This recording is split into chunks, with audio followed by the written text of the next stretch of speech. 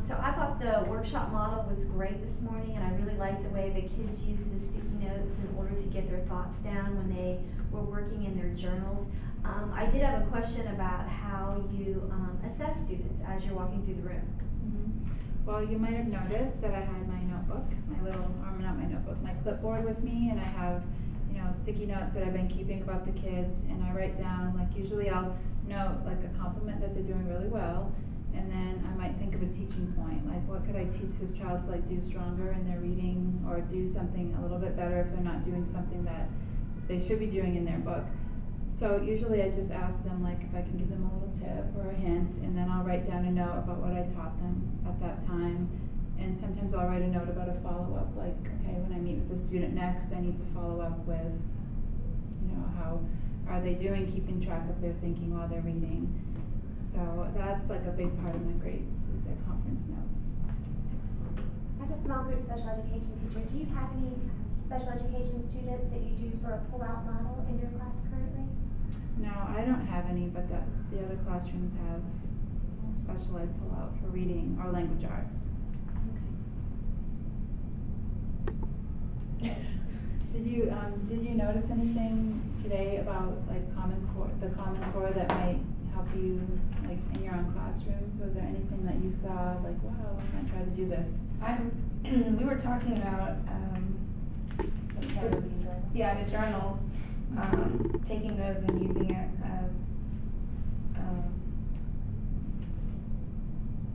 as a way to teach different explorers, and then taking the different points of view from each explorer and having them write a journal entry looking at them.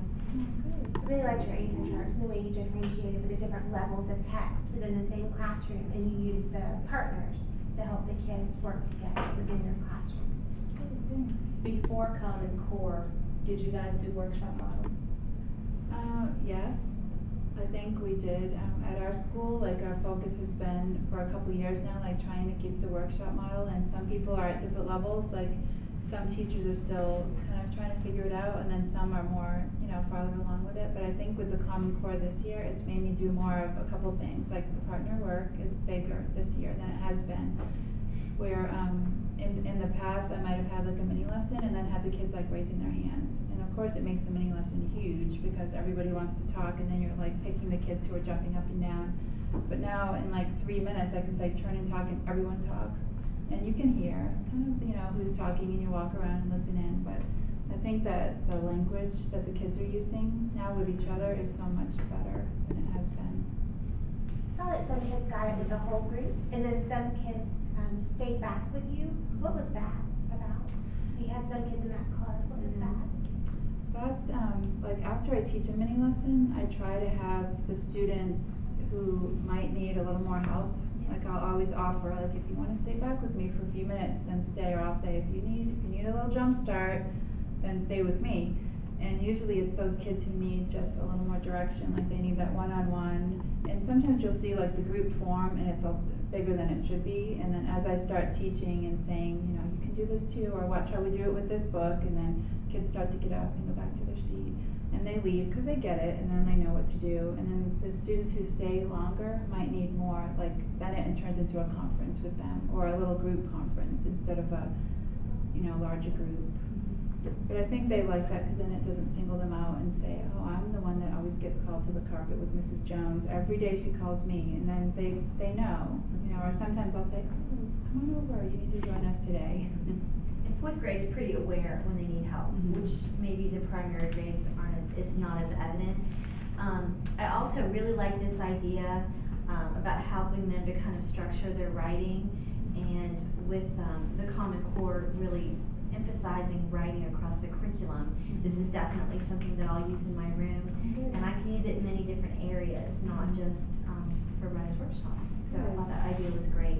And I love that it gives visual scaffolding, so we co-teach together. So for our students that need more scaffolding for generating ideas, it gives them that extra help as well, because it's all right there. Right, and in the past you might have just said, here's a graphic organizer, and it looks like a flower, it looks like it's something, or it's circles and lines, and that's good for a lot of kids, they need that organizer, but this just turns into one. And then at the end you could use it almost as a little formative assessment, how did they organize?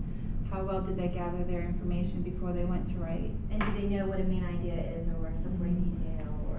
Yeah, and everything's taught through the mini lesson step by step by step. So everyone, they don't always on the same step in writing, hardly ever. They're usually, all over the place, but the lessons are taught, and then if it's right for you, use it today. If it's not, maybe you'll use it next week. When you're not focusing on the focus writing, with Common Core, we have to get in all the other smaller, how do you fit that in along with the focus writing?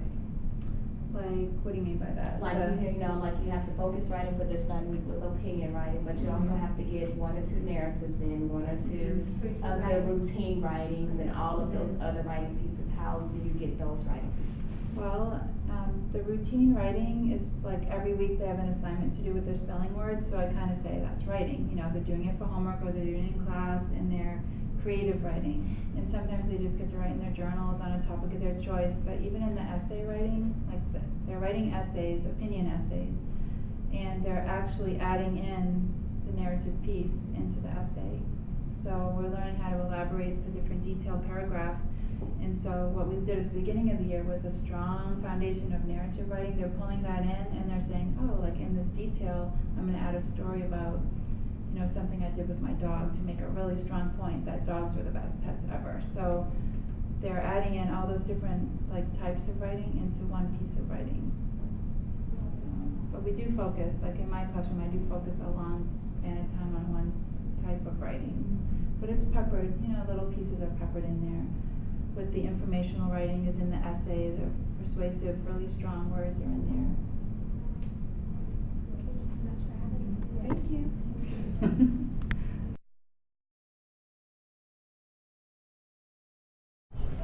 Hi, I'm Janet Warren. I'm a 4th grade teacher at Austell Elementary, and I'm here today at Eastside Elementary School, and I'm observing Kelly Jones' 4th grade classroom.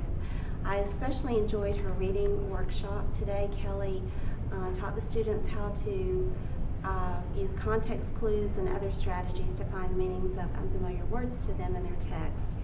And today Kelly modeled for the students how she actually found words on her screen, and the students helped her. And then after that, she gave them an actual worksheet where she had made up samples of little passages with unfamiliar words, and she had the students pair up then and practice using their clues and their different strategies that she had just taught them how to find the meaning of these words. They talked, they paired and shared, and came up with different strategies and to share them with the class as a whole. Afterwards, Ms. Jones had the students go back to their seats and begin writing in their reading journals about the biographies that they're reading. Each student has chosen a different person to read about.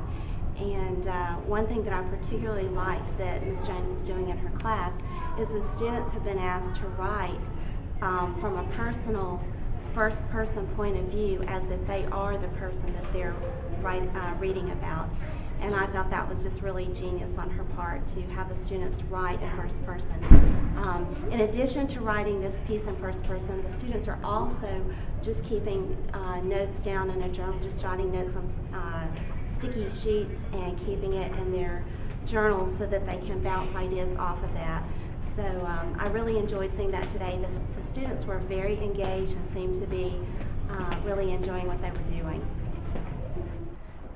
I teach 3rd grade at Eastside, and I was able to go into Ms. Jones's lab site classroom, and I really benefited from that, knowing where my kids are going to go in reading and writing workshop into 4th grade, knowing what the expectations are. That helps me, tailor my lessons in 3rd grade to know what's expected. I was really impressed with the vocabulary that Kelly used. She had introduced thesis statement, and she would use words like author's craft and parallel thoughts, things that I wouldn't have expected 4th grade students to know. Kelly's class knew that, and that was very interesting to see. And then I was also able to talk to her and figure out how she got her kids to that point. I'm very glad that I was able to observe her.